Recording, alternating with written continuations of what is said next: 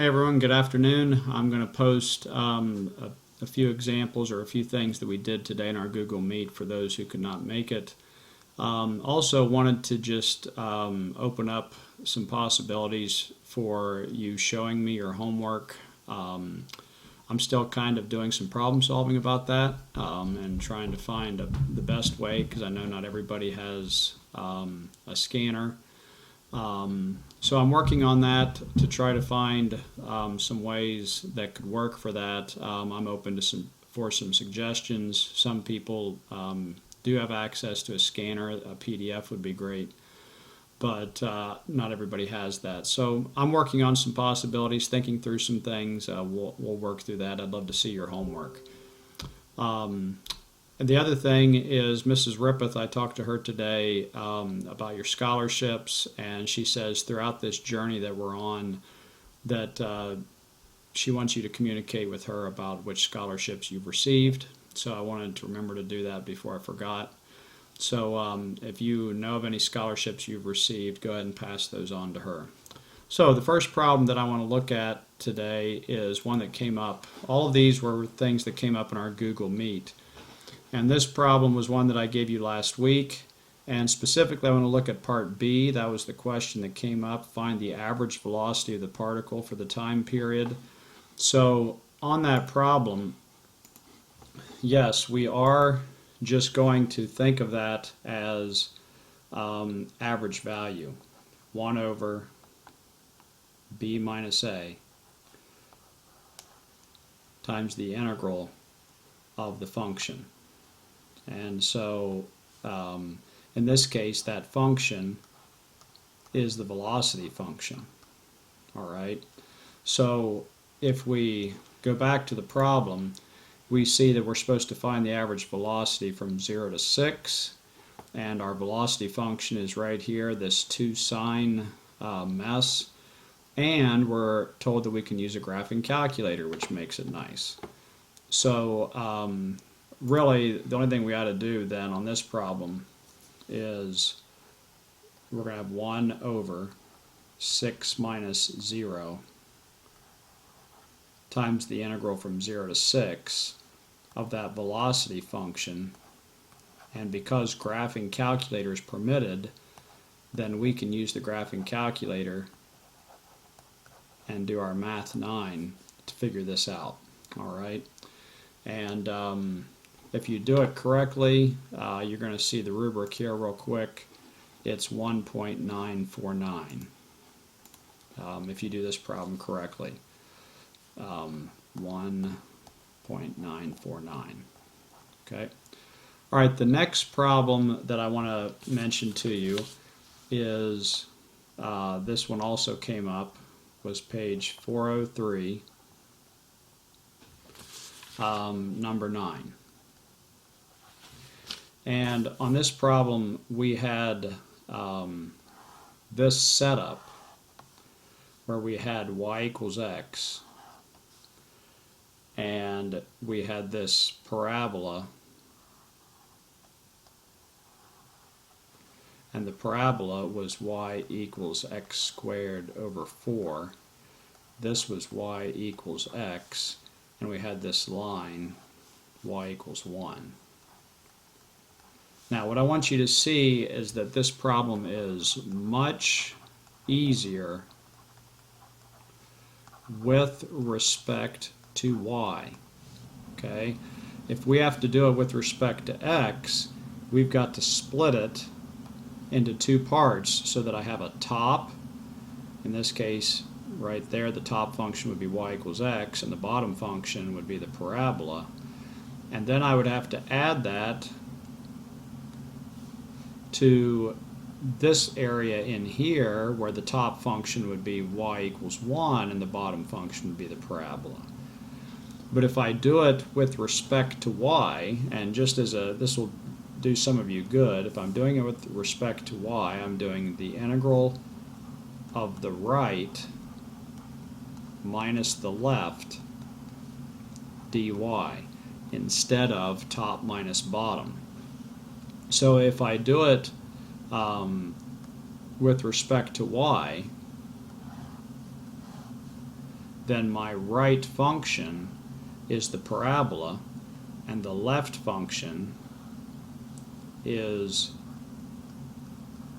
this y equals x. So the right function was y equals x squared over 4. So we would need to solve this for x. So multiply both sides by 4. So I have x squared equals 4y. Take the square root of both sides, and I have that x equals the square root of 4y. And so in this case, this is my right function, and this is my left. And I still have this line y equals 1 up here, which does matter. So my integral on this problem is just going to be the integral from 0 to 1. Why 0 to 1? Well, that's because this intersection point is 0, and because this intersection at point up here is 1. So that's why our limits of integration are 0 to 1, and these are y values. My right function is this one, so that's the square root of 4y, minus the left function, which is this one. So that's, since it's y equals x is the same thing as x equals y, so I'm just going to subtract y dy. And then I just find my antiderivative like I always do. So I would have the integral from 0 to 1 of 4y to the 1/2 power minus y dy, and then I would do my antiderivative and evaluate it from there. The next problem that I wanted to mention was page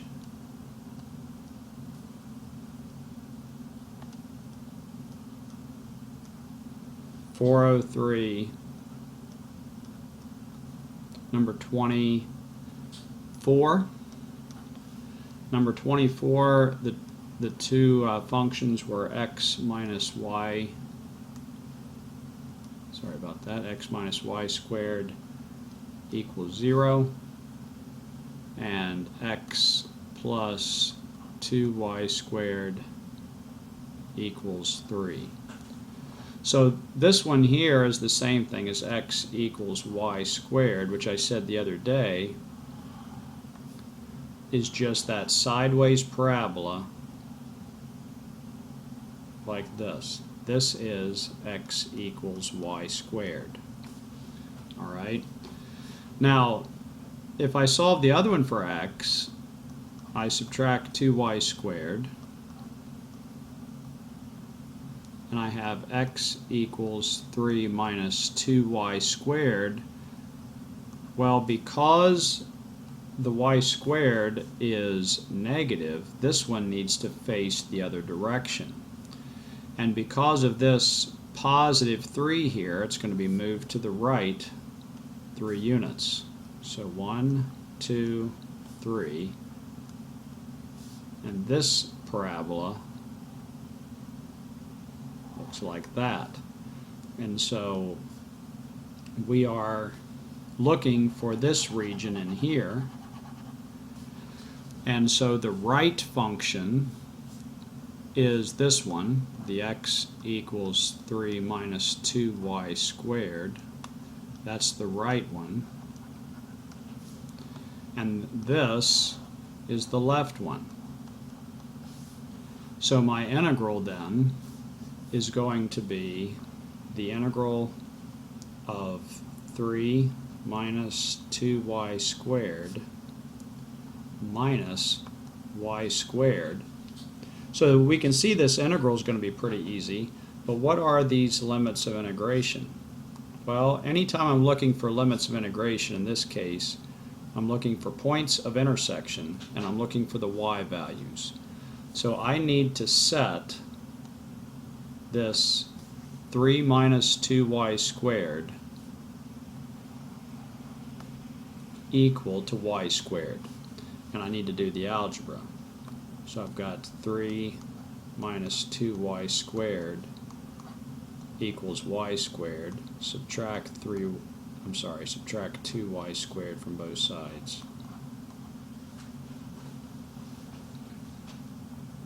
Oops, add 2y squared to both sides, sorry about that.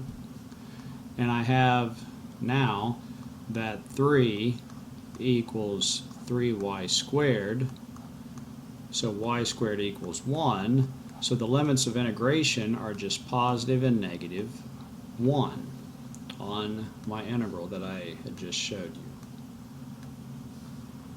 So my limits are just 1 and negative 1, and then we just find our antiderivative, which is going to be pretty easy if you look at this integrand here. And the last problem that I'm going to bring up briefly was problem number 22.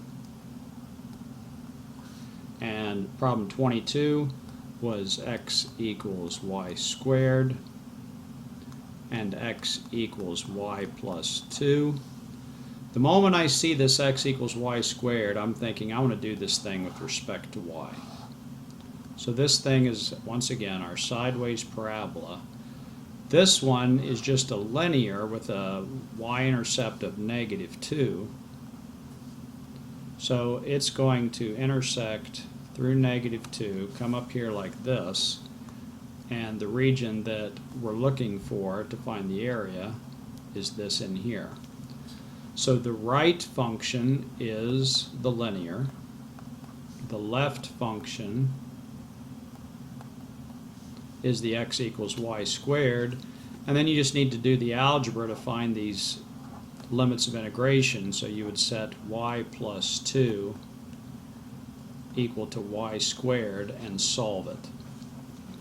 So your integral on this one is going to be the integral of the right function, which is y plus 2 minus y squared dy, and then find your limits of integration here and finish it up. And we'll stop there for today, and I'm going to send out a Google Meet invitation for tomorrow night at 7:30. Once again, just work with me, be patient as we figure out these details. We're all kind of in new territory, and I'm going to work with you and be honest and fair and do everything I can to help you get there. Thanks.